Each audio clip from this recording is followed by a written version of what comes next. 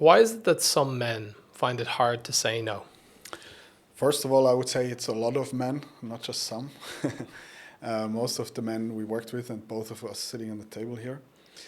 I would say for me, it's been like just the easy way to avoid disapproval, the easy way to avoid conflict, to make sure everybody likes me, to be seen as humble, not selfish. All of the things that are basically celebrated by society, I wanted to be.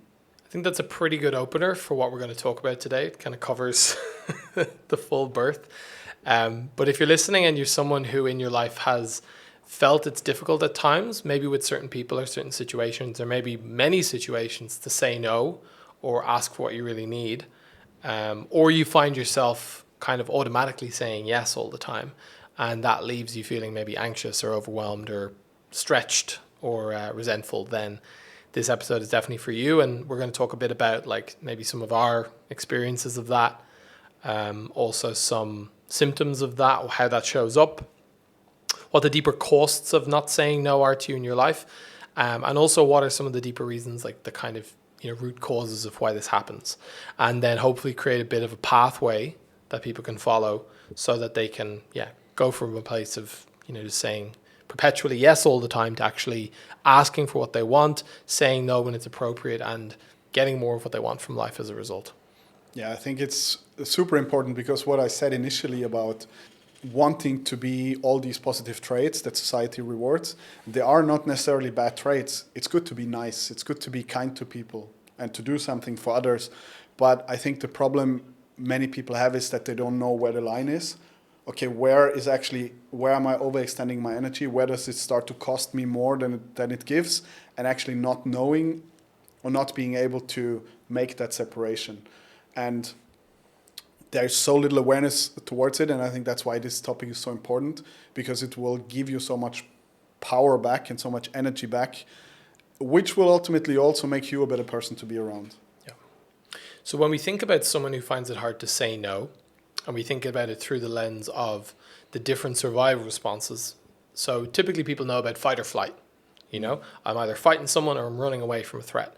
But there's two others which maybe people know less about. So one of them is freeze, okay, which maybe people have heard of as well, which is kind of like disassociating, checking out, playing dead, just like being lost for words almost. Yeah, somebody's confronting you with something, you feel challenged, and then suddenly your mind goes blank and you don't know how to defend yourself or to argue your point, which is then brings the fear of looking stupid or losing the argument. Yeah. And feeling helpless. I would say in the context of not saying no, the most common pattern there is the fourth survival response, which is what's called fawning. So when an animal fawns in nature, it basically recognizes that its best chance of survival is to befriend or be nice to or please the attacker, okay? As a way of, basically winning it over and then getting pity, and then it survives. So this is very common. Like society might even applaud this in many ways, like you said. This fawn response we can also refer to as people pleasing, okay? Yeah. Which is the need to be liked and please everyone all the time, okay? Or more importantly, not be disliked or not being seen as a bad person. That's actually what's really happening. As well as like with the qualities of what we call the selfless man. So someone who on the outside looks like he's really nice and great and everyone likes him, but inside then has a lot of anxiety and resentment and finds it difficult to even know what he wants or ask for what he wants, and perpetually saying yes and agreeing to things, as a result then giving too much away. Let's talk about some of the symptoms of someone, like how does it show up in someone's life if they can't say no? What are some of the things they might experience? What are some of the things that they might notice in their day-to-day? How does it show up? It can be many things. I think one thing is, for example, overextend oneself, saying yes to helping other people, saying yes to too many meetings, too many dinner invitations, and then finding oneself just completely out of energy. Then having to look for excuses, having to find ways to manipulate their way out of the situation just to somehow manage their energy. That's something that I did. Then I would always soften my nose. For example, if somebody invited me to something I actually know I don't want to go to, but I know it's important to them, I would say, oh, sorry, not today, I feel sick, but next time. Already knowing next time I will say no as well. But at least I kind of de-escalated the situation now, but I didn't want to be too harsh by just saying no. So I say next time, and then next time the message pops up, my body reacts again. Oh, now I have to come up with another excuse. Until eventually I will ghost the person. I will pretend I hadn't seen the message, and then will weeks later maybe say, I'm so sorry, I was so busy, or I didn't see the message, which the other person knows is bullshit anyways. Yeah. And, you know, it's like the things we do and we think it's actually good for us and makes us more accepted and liked in the long run is someday it's always going to haunt us. Yeah. So, of course, in these situations, you use the example of being invited to a party and then not wanting to go. But it's almost like the option of no is not on the menu, you know? So we therefore had to choose like all these other strategies, which are like secondary strategies, we can say, which kind of work, but also create other problems down the line. In the example you just said, not saying a clear no ultimately creates a situation where I'm feeling anxious. So I'm feeling worried in the moment. I'm feeling anxious in the future then because next time they message, I feel maybe guilt, or what if they find out that last time I was bullshitting?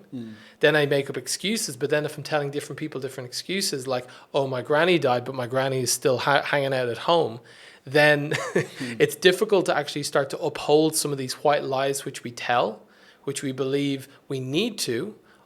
But the much easier thing would just be to say no. But the anxiety that builds up, as you said, then doing behaviors that ultimately then create more likelihood of people not liking us, such as ghosting people, you know, or lying to people. Yeah. And at the same time, then when we then run into those people, it creates a lot of anxiety. We're trying to avoid people. We're trying to, like, it's just really messy. All the work, the effort that goes into cleaning up after a lack of a no. You know what I mean? It's always also an interesting question for people to ask themselves if they hear this and recognize, okay, I'm doing some of these things.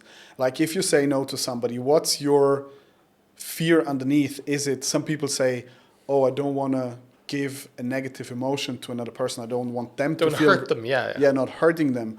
Or others say, I don't have energy for the discussion that might follow if I say no and they come back and try to convince me. I just don't have this energy now.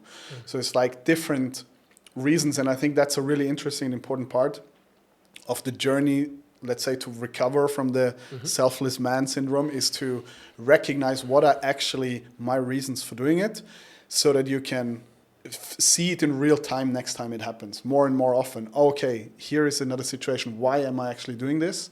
Because if you know why, then you can also do something about it. Yeah. Well, I think that's a great segue. Let's go into that now, because we've already talked about having anxiety, doing different, avoidance strategies to get around it. Or some other ones could be feeling always burnt out or exhausted or stretched. Your calendar's full, but you feel empty inside. And not having boundaries, not being able to really have time for the things that you want because you're too busy saying yes and doing all these things for others. So let's talk about why people on some level have a difficulty saying no. What do they actually think? What are some of the reasons why people think they can't say no, or it's impossible to say no, that it's not on the menu? What would be an example for you of avoiding conflict through saying yes? It's basically when I had the travel agents in Greece, they came to the hotel, they didn't love the hotel room, there was just a slight, we thought the hotel is going to be better. But maybe we can have some free tickets for the boat tour. And it was an immediate yes for me. If my clients knew what I was like, they could have asked anything of me just by threatening that they will give me any kind of disapproval. Even worse if they would talk to others about it or leave a review. Yeah. Like I would have paid money. I'm not even talking about not making profit. I would have paid money to avoid that. Yeah. And of course, not good for business, not good for my self-respect, resentment. I'm working so hard, yet I'm not making what I should be making. Yeah. All these things. Yeah. I think the example of that is almost like, why do countries have borders? Because if there was no border between, let's say, France and Switzerland, then French people could just walk across the border, take whatever they wanted from Switzerland and bring it back into their own country. And that's kind of like what happens when someone can't say no, if they're afraid of conflict. People can just walk across into their land, take whatever they want and leave, and they're left feeling empty and resentful, But they could have prevented it with a no, but they didn't feel it was available. So my story with not saying no because I want to avoid a conflict came more from a fear of what if things escalated? What if this person got angry at me? So fear of anger, or even fear of confrontation. Okay, so fear of maybe someone even getting physically violent, you know? So on some level, feeling like if shit hits the fan, like even though cognitively I would say, well, I'm a big guy, like it's fine. On some core level, deeper, I was terrified of conflict, terrified of anger, terrified of confrontation, of someone like getting in my face or even it getting physical, because I'd always been brought up to believe that fights are bad. You can't provoke people. You can't say anything mean to people. And that led to a lot of challenging situations also in like school times and stuff, because I was then constantly just smiling at everyone and taking whatever they gave to me. Yeah. So as a result of that, what I would say is my fear of it going all the way to some fight or anger situation, even though that's so far away, like the chances of it happening are so low, still meant that I played completely safe all the time, because I wasn't willing to risk that long tail outcome. So it's almost like you can put all of your life savings on this really stable investment, but there's 0.0001% chance that you lose absolutely everything, and then they also take your house as well, you know? That's actually an interesting point with the fear of physical escalation. Yeah. Because I had the same thing, and I always had things with taxi drivers. I mean, now it's much better with Uber and stuff, where we are kind of, they can't fuck you Fixed price, yeah. They can't fuck you over. But I used to believe in the good in people, and also this, I am nice to people, so surely they will be nice back to me. Every time I traveled to some country and I couldn't really speak the language of the driver, I'm just super friendly, he's super friendly. I'm like, this is my hotel, 10 minutes drive. And I thought, this guy is so nice, he's surely not going to fuck me over. And then we arrive and he's charging me 3 times the price. And I just, back in the day, I was so much pleasing that I felt so resentful and angry, I couldn't say anything. But underneath it was actually also the fear of physical altercation. And I don't think it's a good thing to go into fights. I still, of course, would try to avoid it. But I say this example because it's interesting. In my journey about working on myself with breathwork, with like just personal development, I learned to say no in many, many different situations. But the taxi situation was still more difficult because there was the risk of physical altercation. And then after I did some more kickboxing, boxing lessons, not that I wanted to fight, but I suddenly felt like I could technically, if it comes to it, defend myself. And then last year for the first time, this happened in Poland. And I just said to him, do you think I'm stupid? I'm like, I'm not going to pay that. And I noticed that's so great, because now I'm mentally have evolved that it's okay to say no. And physically, I also feel safe. So and I think for many guys, actually, this is a topic. Yeah. And that's why I think martial arts is great. It's healthy, but it's also good for your mental state. Not that you should go around beating people up. I don't think anybody wants that. But it gives another layer of confidence. Totally. I think from the angle of people having a difficulty saying no from avoiding of conflict lens, I think building physical confidence and strength in a martial art or boxing or something is a really valuable asset, because it gives you more confidence that in that 0.0001% situation, you can hold your own. And think about the Bali situation we had last year. Last year in the Bali retreat, we did a one-day fight workshop, basically. Sure, yeah. And almost half the guys were like shitting their pants, because they were exactly like us, like always avoiding any fight, being very afraid of getting punched. And then what happened was, by doing the thing they were so afraid of, having fun with it, getting punched a bit with the boxing gloves, and okay, it's not that bad, they started to have so much fun. And they actually, it was this feeling of empowerment to do something, experience something that you always thought you can't. And it was like, I would say, one of the most powerful workshops we did. Everybody was like coming out like super happy, super energized. And nobody said, okay, now we're going to go back to Berlin and beat everybody up. It's not about that at all, but it's just about proving to myself I can. And it's just a great thing for overall energy. Totally. Just for the record, that was like a facilitated boxing workshop. It wasn't just like, the fight that we had, you know? Yeah. So we invited professionals to support lead that in a safe environment. Totally. Okay, so just to summarize that, why someone might have a hard time saying no if they're afraid of conflict, some ways that we can overcome that if that is your thing that stops you in certain situations because you're afraid of escalation. Like one side of it is the emotional part. Like if you're afraid of your own power or anger, then doing some kind of deeper processing work, such as, we work with connected breath work, is a really good way of reconnecting to that inner power, and also letting go of any blocks to your power, or also connecting with anger in a healthy and safe way means that we're not scared of it anymore. So then we can kind of tap into that and channel it if things got really bad, you know. And the other side is, as you said, then some form of physical martial art, boxing, etc. So unlocking in us again that feeling of power, which means that we're more confident in those situations to say then no. The ironic thing is like, as I said, I've always been like a kind of big guy, but there was guys much smaller than me that would boss me around or ask whatever they wanted from me because they knew they could get it, you know. It's almost like they knew by coming to me they could make a generous ask, and I'd kind of have to go along with it because I didn't really feel like I had a choice. And then I'd be resentful and I'd bitch about them to other people about how could they ask for that, so selfish of them, you know. And ultimately it was on me, you know, because I wasn't saying no. I actually had a situation there 2 weeks ago. I was in the airport in Delhi, and they obviously saw this, you know, tall white guy coming in, and I was in the pharmacy getting some cough drops, and I said I want to get like just a small pack of cough tablets or whatever. Usually there's 10 in a pack or whatever. And he showed me the box, and I said, yeah, great. And then I paid, and obviously the currency is a bit, I'm not really sure the currency. I looked at the receipt, and it was basically 60 euros for some like paracetamol and cough drops. Wow. And it was like this box of cough drops, right? And Delhi isn't exactly super expensive either, you know. If it was like Zurich or something, I'd say, okay.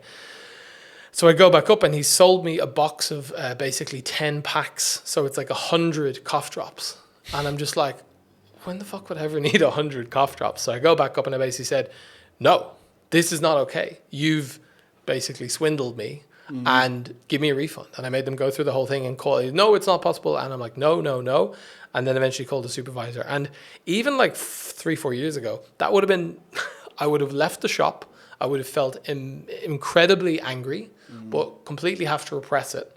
And then I'd be just pissed off for the rest of the day, annoyed, and feel like I'd been cheated. And I think that's the power of being willing to go, if shit hit the fan, to that furthest end and deal with conflict, because most times you actually end up getting what you want if you have the confidence and the willingness to potentially even go there, you know. And that's a good point. You're saying in the past you would have not done it and felt shit about it the whole day. Yeah. And that's like, again, for people questioning, why is it negative to be not always nice to people? But that's exactly the thing. It's going to steal your energy. It's going to occupy your mind for the whole day. You're going to be less productive at work. You're probably going to snap quicker at your partner. Maybe she does something she doesn't even mean bad, but you're already pissed off. Yeah. And then everything annoys you. And it has a negative ripple effect on all parts of your life.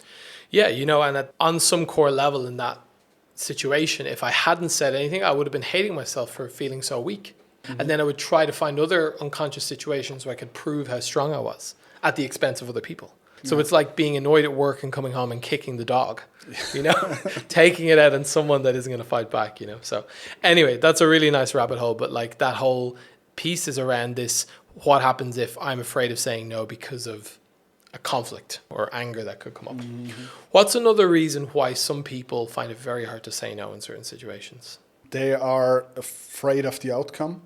In a relationship, it could lead to a conflict, and then if people are insecure already, they could be afraid that it could end the relationship. It's something I hear very often from people, even though there's no rational reason for it.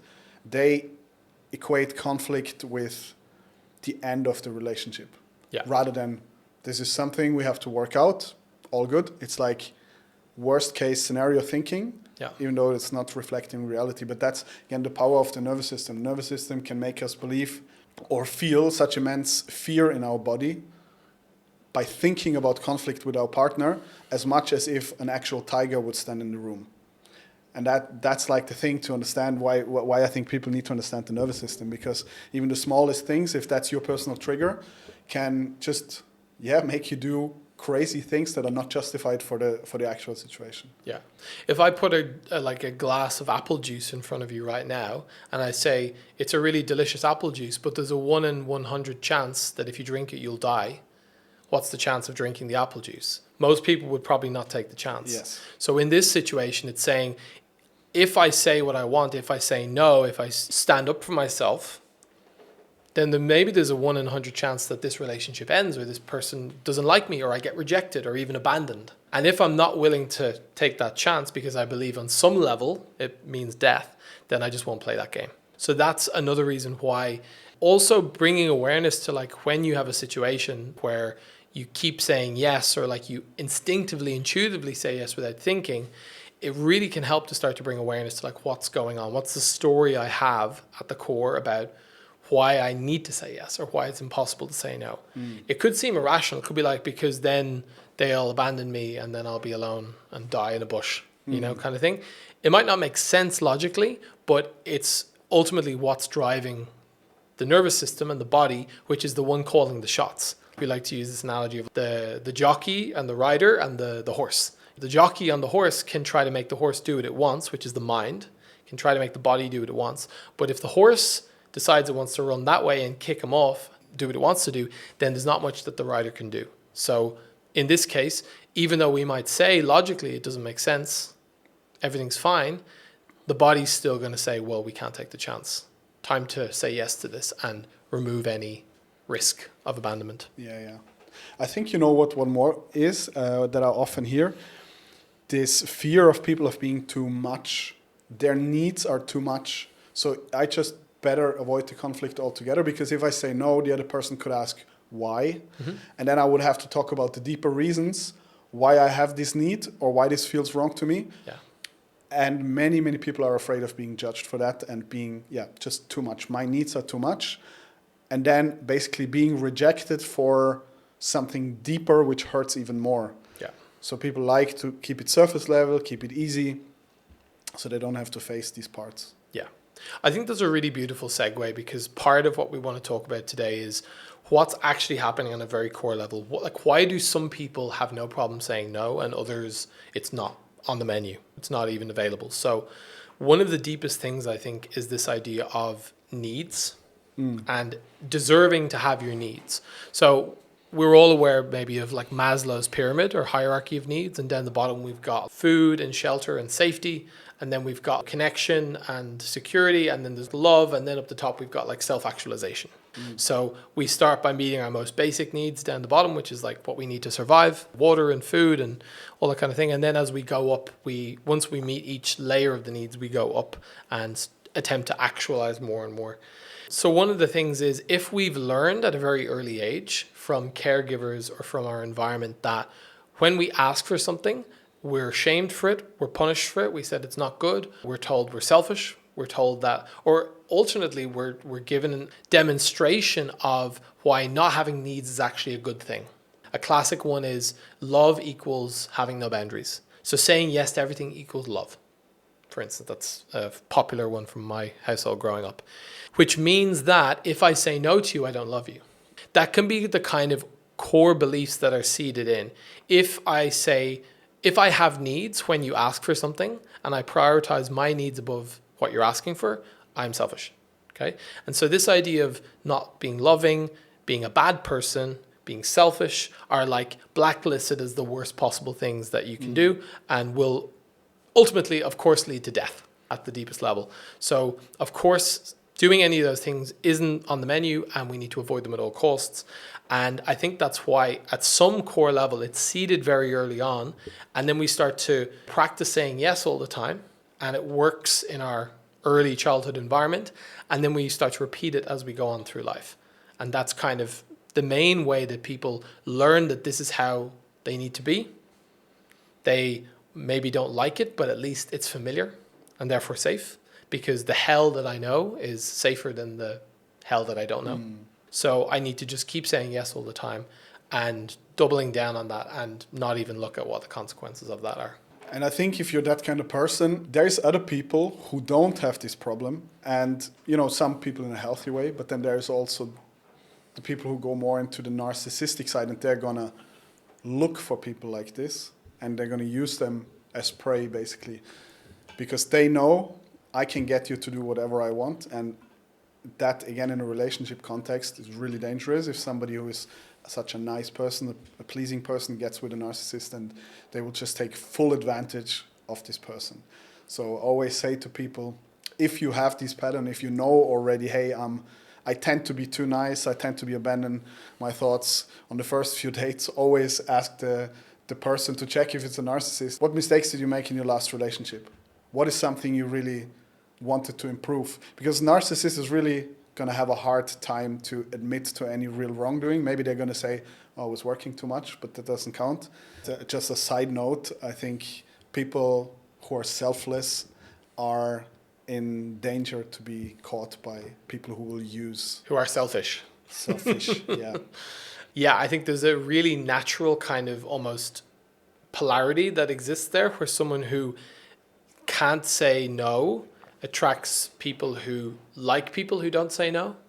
And as you said, there can be some level of healthy relating, where an example that comes to mind is, imagine there's an ice cream stand on the street. They have a big sign saying free ice cream. Okay. So you go, great, I'm going to go up and, just ask for free ice cream. And they say, sure. And they give me my free ice cream. And then the next day I come back and they have a sign saying free ice cream. And I say, wow, that was so good. Can I have 2 scoops today? And they say, sure. Yeah, take 2. Do you want 3? Okay, yeah, sure, I'll take 3. Great, amazing. And then I tell my friends and I bring all of them next time and everyone gets a free ice cream. And then one day when I ask for ice cream, they blow up and they say, how could you ask for ice cream? What's wrong with you? And it's like, well, you kept giving it to me all the time. So this is the problem of, sure, there can be maybe advantageous or maybe more, as you said, narcissistic people who like to take advantage of people who don't say no. But it also can just attract people who just trust that what you're saying, if you say yes, you mean yes. And it's not their job to mind read and figure out that you actually mean no when you say yes. So that's one of just the kind of side pieces on this, where it's like you are teaching people how to treat you whether you like it or not. So constantly saying yes all the time and wishing they wouldn't ask to is not a good way of actually going about it, even though we understand why, of course, because of how we've been taught to basically sacrifice ourselves, and that becomes the norm, and then we kind of just live that way. Yeah. And would like it to be different, but don't know how to change it. Yeah, and people are often, we are angry maybe at some people for using us, and then when we finally confront them after being maybe in a too aggressive way because we have been holding it down for so long, they're completely blindsided and don't even know what's going on because they didn't even realize. For example, me, when I kept organizing trips for me and my friends, and I would take it upon me without them asking, but was secretly hoping for praise, for thank yous, and so on. And then one day, this guy would say, hey, I need to go there. Can you help me with the flight? And then suddenly I would just snap and say, can't you do it yourself? Like, who do you think I am working? And they will say, well, I thought you like it. You always seemed to enjoy to organize these things. Yeah.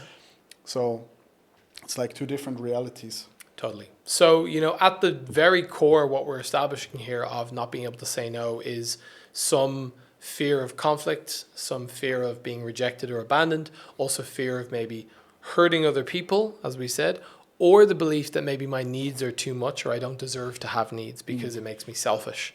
So all of these things are maybe covert reasons, and maybe if you're listening at home, you've got your own kind of concoction of them. It may differ person to person as well, depending on what that person represents to us. And the thing is with all of these is they can run deep, but there is a kind of way out of it, which we can talk a bit about now as well. And also, like, just a simple question to ask yourself when you hear these examples and when you think about your own patterns, if you want people to like you, or do you actually need everybody to like you, or is it more important that nobody hates you? Mm-hmm. Like, let's say you're at dinner with 6 people. Do you walk out? Is it very important for you walking out, everybody saying, what a great guy?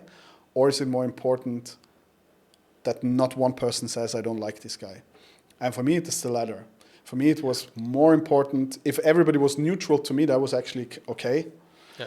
But if 5 people loved me and 1 hated me, I'd rather have 5 people being neutral towards me. Yeah, totally. You used to have this example of one event you ran with like 1,000 people. Yeah. Organizing this big party in Greece 10 years ago. Biggest party I had done, organized to date. And I was super nervous and like over preparing, and everything went great, sold out, party was going crazy. Many people came to me and said, oh, this is the best party I ever had. Thank you so much. You're the man, flying high. And then suddenly I got a message on our business account, and then there was one girl, drunk, texting that there is no toilet paper on the female toilet, and this is a poorly organized event, and this is shit. She wants her money back, and my entire evening went to shit. There was 999 people having the time of their lives. One message from this girl about something minor, and I felt like I completely failed.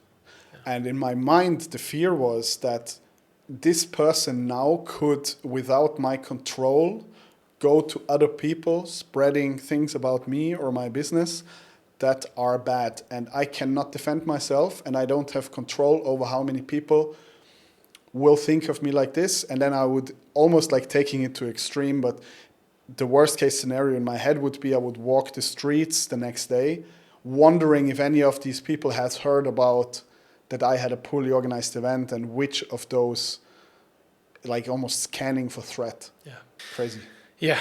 And so, we're kind of getting into the core of like what's going on in the mind and the body of someone who finds it hard to say no, which is that ultimately at the core, on a very small percentage level, it's a fear of being maybe, not liked, rejected, hurt, or people saying, in your case, saying negative things about you, which could destroy your reputation and lead to rejection and shame and all that kind of thing. So let's talk about some of the solutions that we can bring in if we want to start learning how to say no and actually standing more in our power and standing for what we want. And even, ultimately facing down these deeper fears, like what happens if they get angry? What happens if they reject me or they break up with me? What happens if I hurt them? What happens if they think I'm too needy and they shame me? All these things. So the first step, I would say, is ultimately awareness. So we need to, like, maybe us talking through this now has been helpful. It's helped you to kind of look through the lens at some of the situations or the people you have in your life and recognize areas where you might be saying yes all the time, not feel good about it, but ultimately you don't have a choice. Or somebody who is doing it all the time, and now you start to understand how they feel underneath. Yeah. Exactly. So in that case, awareness is the key. So even just being aware that this is happening in the first place is huge, saying, wow, I think I'm saying yes all the time. I find it hard to say no. That's really difficult, So first thing we can do is use different, more mind-based tools to bring awareness to them. So that could be something like, doing just like a mindfulness meditation or something where you just sit and reflect on maybe a situation or a topic and notice what it brings up in your body. And then having a chance to maybe journal on that, to record. I like to record like a voice memo on my iPhone where I just speak out loud for some minutes about the situation. You could do it with maybe ChatGPT as well, of course. But I would say the gold standard is working with like a coach or a therapist or like a men's group or a situation where you can actually share things out and have a reflection from someone who's like more of a professional coming back. So there are some really good like mind-based ways, I think, to bring awareness to what's going on and maybe get down to the core of like, hey, with my co-founder or that investor or my dad or whatever, this is actually the core fear, and really being able to pinpoint that and identify it. And I just want to say, for me, realizing that was actually a really empowering moment, because that was like, oh, this is not inherently me. This is just a learned behavior. And there's actually things I can do to change that, to feel better in my life. So anybody listening who thinks, oh shit, I'm doing that, I'm saying yes all the time, probably many people believed I did, that's just me, that's how I am. Yeah. That's like a truth that can't be changed. Yeah. And it's not the case at all. So. They might even stand by it and say, yeah, well, like, it's because I'm a good person or a nice person or not a bad person. Yeah. Because, selfish people say no, and that's not me. But what they're not looking at in that case is they're not looking at the actual impact that this is having on their life, such as feeling anxious and drained all the time, feeling like people are just taking from them, resentful, burnt out, and it's just not a good place to be. And more importantly, it's like, if you're someone who has a desire to maybe build something great in the world, you have a mission or a vision you're working on, you got a business you're working on, if you're spending a lot of your time saying yes to people or not being fully honest and authentic with people, then it's a lot of energy that's been drained every day on those topics instead of working on the thing that you're supposed to be working on and that you should be working on. So I think one of the things we've learned more than anything is it's like a full-time job trying to keep everyone else happy all the time. And when you give up that full-time job and do this deeper work, then you can start to actually put all that energy into something that you're really passionate about, Yeah, and it has a huge impact on all relationships, because maybe there's fewer relationships once you become truly yourself, speak up for yourself, but they're also much more real, deeper, and much more easeful. Yeah. So before, when I had the travel company, I had hundreds of friends, people in every country. I could have a place to sleep, but it was tied to this identity of me performing a certain role. That's why I got this recognition, but it was a surface level connection. Now I have way less people in my close surroundings, but I feel much more at peace. And I can be fully myself. If I say no, they know I'm choosing me. I'm not choosing against them.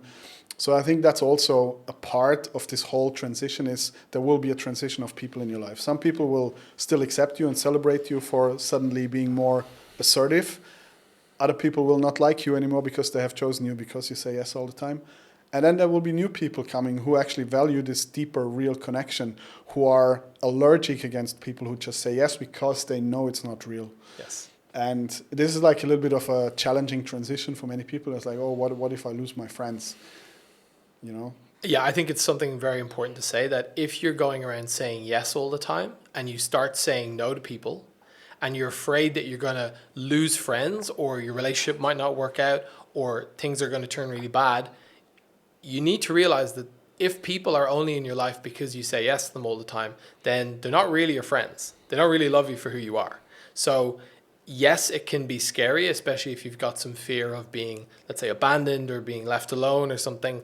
But we can for sure let you know that there is kind of like light at the end of the tunnel, that once you come through this challenging period of starting to stand up for yourself, starting to say no, that there is some really beautiful things that come out of it. And ultimately at the end, being liked and accepted for who you are and being respected by people, and actually people applauding and celebrating, yeah, thank you for saying no, that's actually, like, I appreciate that. And they actually start to get to know you and like you for who you are, instead of a role or a mask that you're pretending to be in order to be accepted or not rejected. And I think you just need to get to a place where you are accepting yourself fully, knowing for you, I am not a bad person, I mean well. And if I feel I need to say no, it's because I'm protecting my energy and it has nothing to do with the other person. You painted this on the board at the retreat about the pole of the spectrum, narcissist, people pleaser, and normal, and that for a person who is always super nice, actually what's normal feels already selfish and narcissistic. Yes. Even though it's not. Even though there's so much more that they could explore. Yeah. So we're moving now into this other section. We've talked about mind-based awareness, but now we can move into like body-based kind of practices and exercises we can use in order to become more, like actual embodied and be able to say no, not like having to drum up all of our energy to do it all the time, but actually to feel very easeful saying no, and actually to be able to live more authentically and from who we really truly are. There's a few things we do on the retreats in order to do this. One of them is, of course, connected breathwork, which for both of us has been kind of like the gold bullet, the standard by which we've both been able to completely change and transform from being, this kind of pleasing, saying yes all the time, full selfless man, into being really comfortable and confident to ask for what we need and even say no, still in a nice way, not being assholes or anything, but like be very assertive and clear about what our yeses and nos are. Another one, like what you mentioned, is there's different exercises we do where we actually guide people into embodying different states that they're not used to, and playing roles or even fun things like characters, where they get to actually start to feel what it's like to be more in this empowered state. And that can be really edgy for people, and there's usually like fun kind of scenes and scenarios that emerge from that. But ultimately at the core, it's helping people to realize that whatever they've been doing up until now has been driven by a deep belief or deep emotion or fear or something. And it's only by going back and meeting that head on in an intentional way and getting to acknowledge it, feel it, process it, let it go, that's when actually we can move from this not being able to say no into being able to confidently and clearly, without having to think much about it, just feel what I need and communicate that clearly. And I think you have a great story, a great example from when you were going through your process of working with breath work and working on yourself, and the first time that you were able to fully kind of say no. Yeah, that was in the process of the breathwork training where I said, I think important to accept oneself and to know, hey, I'm good the way I am, even though I'm not perfect. And I think this recognition and that to feel it on a body level, again, for somebody who's never done breathwork, it's maybe a bit difficult to really understand what it feels like. But yeah, I had this experience and I felt different in my body. And it was just one of these things. I organized a trip for friends from Germany. I booked the flights, the hotel, everything, organized nice dinners. I was kind of overextending myself again, like doing all for them so that they have the best time possible in Bali. And they were on holidays and I actually was in the middle of the training. So for me, it was a lot of effort to be on time and to make everything work. And they just constantly came late. They didn't appreciate what I did for them. So I already had grown some resentment. And then final straw, booked a table at this sunset place, left the training 5 minutes earlier so that I'm on time and I'm standing there 5 minutes later, nobody there. Then I get a text, hey, we'll be another 25 minutes. One guy is still in the shower. And I'm standing there fuming on the inside in front of this place, standing there alone, feeling like disrespected, feeling, oh, these people, they see already I'm standing here by myself for a long time, so haha, this guy's waiting. All these thoughts came to my mind, and then suddenly after 35 years of life, it came to me. I could just go home. I could just say, screw you, for constantly not caring about my boundaries, and, bye-bye, have a good evening. But I'm like, oh my God, if I do that, they might message, or are you upset now, and come with some excuses, or like, oh, now we wanted to spend the evening with you, you're a bad person, whatever it may be. That was like the story I had in my head. But I just said, okay, enough is enough, I'm going home now. And for the first time in my life, even though it sounds super crazy at 35 years, I understood I could say no to something, and it doesn't mean I'm a bad person. So when I was driving home, the opposite of what I thought would happen happened. I thought, oh, I said no, this is very scary, this is dangerous. I actually felt really empowered. I felt great. I felt like proud of myself that I finally did that. And this moment was a milestone moment because suddenly I had awareness of this, and then I saw it every day of my life where I did that constantly, some smaller things, some bigger things. And I was like, oh my God, how much energy have I been giving away? And then just started because I had this positive kind of real life experience that was overwriting the story that I had saved in my nervous system. Okay, I can do this again. And I started to do it. I started to communicate more clearly. I had so much more energy. I started to feel so much better. People even applauded me for it. Even these guys who I let stand there 2 days later, they said, you know what? Good on you. It wasn't okay of us. And finally you stood up for yourself. And I was like, yeah, amazing. Now I thought they're going to reject me. But even though they were on the receiving end, they even said you were right to do it. So yeah, I think it's really important to acknowledge that if you cannot say no to other people and you always say yes to other people, you're ultimately saying no to yourself. So a yes to them is a no to me and what I really want. So I'm rejecting myself in some sense. But when I don't feel like saying yes and I actually say no, it's a yes to myself. I'm actually acknowledging myself. That's why it feels empowering. It feels like I'm actually choosing myself maybe for the first time in my life. And if we've our whole life been conditioned ourselves to always choose others, that can feel, as we said, selfish. It can feel edgy or scary. We can be afraid of the retribution of what they come back with. But ultimately, at some point, I think we reach a line and we cross a line where we say no more. No more am I going to sacrifice myself. No more am I going to live in this way where I only live for others with the false promise that I believe it's going to work out for me later on down the line. You know, the only way for this to change is to start to choose myself today. And that comes with a no. Yeah. And I think many people don't believe that they are people who would accept them if they do that. But the truth is that there is so many people who, like, you should have friends and you should have a romantic relationship where they celebrate you for saying no, because they understand you have good intentions for them. Even though you said no, it means you must have a reason for it. It means you must protect your energy in this moment. And they understand in order to keep a great relationship, they will say, good for you. So it's actually the opposite. Of course, there might then be sometimes situations in a relationship where my no and her no may be conflicting, but then we can also talk about it rather than this is against me, you're attacking me. We're two people with two different experiences. Something is happening inside of you now, and I have my story, you have yours, and we talk about it without judging each other. And I think that's another thing that many people haven't experienced.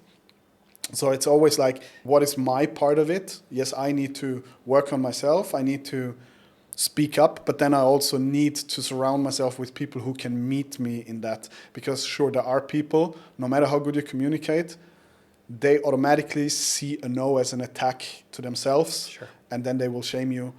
And then again, my question is, are those two people you want to surround yourself with? Absolutely. So with all that in mind, if you've been listening to this episode and feeling like, okay, this resonates a lot, I say yes too much, I think it's because of this deeper fear, which probably comes from this thing in my past. What the hell do I do about it? That's kind of the thing. So we've already listed some great tools around bringing awareness to this stuff. As we've found in our own journeys and working also with our dozens of male entrepreneur clients over the past years, it's been the only long-term way to create like deep lasting change is to go and really in a group of maybe other men or in a retreat setting where we're also bringing in the breath work as well, really going in and being held and supported, learning on a deeper level what it is and that's causing this for you, and then ultimately processing, moving through and letting go what's underneath so you can come out the other side feeling more whole, more confident, more able to stand up to the potential of conflict or letting people down or being seen as selfish, and ultimately developing that inner strength and inner core that I deserve to ask for what I want and ultimately say no to things that aren't aligned. And that's going to be something that if you're interested in going deeper, you can of course check out on our website when our next retreats are coming up. It's always a big topic. We have usually at least 1, if not 2 days on boundary setting, on no, on communicating your needs and stuff. It's always a big thing because no matter what, walk of life you come from, usually for men, this is a really kind of like powerful thing that they can use in every area of their life and really transform things really quickly. Yeah. Retreats are the end game. Nothing I love more to do with the guys. Absolutely. Well, yeah, I hope you've enjoyed listening to this episode. I think we've had good fun talking it out as well, and looking forward to seeing you in the next episode. See you there.